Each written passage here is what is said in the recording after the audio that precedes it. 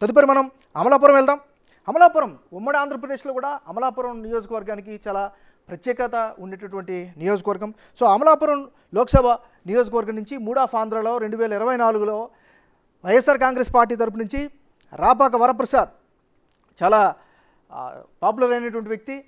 అదేవిధంగా తెలుగుదేశం పార్టీ తరపు నుంచి కూటమి అభ్యర్థిగా గంటి హరీష్ అక్కడి నుంచి పోటీ చేస్తున్నటువంటి పరిస్థితి కనిపిస్తుంది. రాపాక వరప్రసాద్ 2019 ఎన్నికల్లో జనసేన పార్టీ తరపు నుంచి గెలిచినటువంటి ఏకైక ఎమ్మెల్యే. ఆ తర్వాత జనసేన పార్టీ తరపు నుంచి అక్కడి నుంచి వైఎస్ఆర్ కాంగ్రెస్ పార్టీకి దగ్గరయ్యారు. వైఎస్ జగన్మోహన్ రెడ్డికి అనుకూలంగా మారారు. సో తద్వారా వైఎస్ఆర్ కాంగ్రెస్ పార్టీ తరపు నుంచి ఈసారి ఆయన ఏకంగా ఎంపీ స్థానాన్ని దక్కించుకున్నటువంటి పరిస్థితి కనిపిస్తుంది. మరోవైపు కూటమి అభ్యర్థిగా గంటి హరీష్కి టికెట్ దక్కించుకున్నాడు.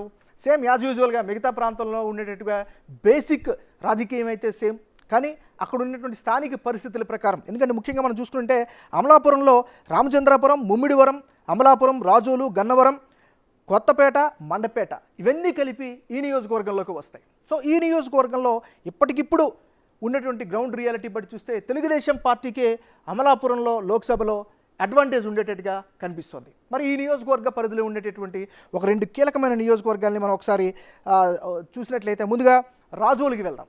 సో రాజోలు నియోజకవర్గంలో చాలా ఇంట్రెస్టింగ్ ఫ్యాక్టరీగా చెప్పుకోవచ్చు. ఎందుకంటే ఈసారి వైఎస్ఆర్ కాంగ్రెస్ పార్టీ నుంచి గొల్లపల్లి సూర్యనారాయణ, మొన్నటి వరకు తెలుగుదేశం పార్టీలు ఉండేవాడు, ఆయన టికెట్ రాదు అనేటటువంటి ఒక ఇండికేషన్ వచ్చిన వెంటనే వైఎస్ఆర్ కాంగ్రెస్ పార్టీలో జాయిన్ అయ్యారు. అక్కడ నుంచి టికెట్ సంపాదించుకున్నారు. ఆయన సీనియర్ నాయకుడు. ఇక దేవవరప్రసాద్కి జనసేన పార్టీ అక్కడికి టికెట్ కేటాయించింది. ఇక్కడ ఇంట్రెస్టింగ్ ఫ్యాక్టర్ ఏంటంటే రాజోల్ నుంచే గతంలో జనసేన పార్టీ బోనిగొట్టింది.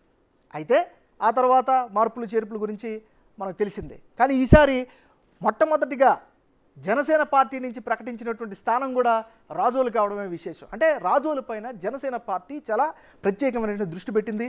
గత 4 సంవత్సరాలుగా గ్రౌండ్ వర్క్ చేసుకుంటూ ఉంది. కార్యకర్తల బలం కూడా జనసేన పార్టీకి అయితే అక్కడ కనిపిస్తూ ఉంది. సో ఓవరాల్గా చూసుకున్నట్లయితే రాజోలులో బ్యాటిల్ గ్రౌండ్ అయితే చాలా బలంగా కనిపిస్తుంది. కానీ as of today YSR Congress పార్టీకే ఎడ్జ్ అయితే అక్కడ మనకు అక్కడ కనిపిస్తున్నటువంటి పరిస్థితి కనిపిస్తుంది. నెక్స్ట్ రామచంద్రాపురం వెళ్దాం. రామచంద్రాపురం నియోజకవర్గం కూడా రాజకీయాలు చాలా రసవత్రంగా ఉంటాయి. ముఖ్యంగా అక్కడ ఎడ్యుకేటెడ్ పీపుల్తో పాటు వ్యాపారపరమైనటువంటి ధోరణి కలిగినటువంటి ప్రజలు కూడా అక్కడ కనిపిస్తూ ఉంటారు. ఇక్కడ పిల్లి సూర్యప్రకాష్ వర్సెస్ వాసంశెట్టి సుభాష్. వైఎస్ఆర్ కాంగ్రెస్ పార్టీ తరపు నుంచి సూర్యప్రకాష్ పోటీ చేస్తుంటే సుభాష్ తెలుగుదేశం పార్టీ తరపు నుంచి బరిలోకి నిలుస్తున్నటువంటి పరిస్థితి కనిపిస్తుంది.